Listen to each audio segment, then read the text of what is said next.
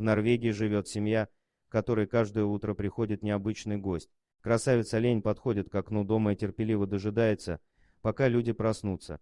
Такая привязанность дикого животного возникла неспроста. Однажды семья спасла ему жизнь. Оленье мясо деликатес, и из него получаются вкусные блюда. Именно поэтому олени пользуются особым спросом у охотников. Когда оленя подстрелили охотники, добрые люди просто не позволили ему бить зверя. Оленя забрали в теплый дом и ухаживали за ним до тех пор, пока он полностью не выздоровел. Красавца назвали Флиппин, что в переводе на русский означает «плакса». Такую кличку ему дали из-за того, что в глазах животного все время стояли слезы.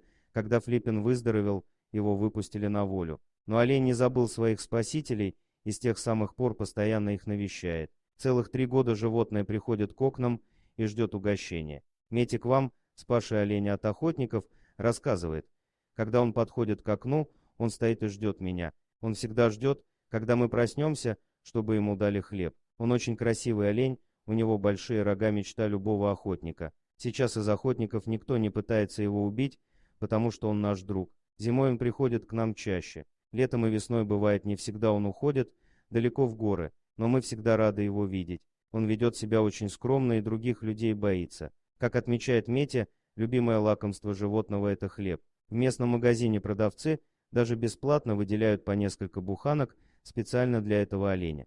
Флиппин уже успел стать местной знаменитостью, но к чужим людям старается близко не подходить. Он ведет себя очень скромно и других людей боится, сказала Квам. Спасибо за просмотр, подписывайтесь на канал, где вы найдете еще много интересного, а также ставьте лайки и пишите комментарии, что думаете по поводу этой истории.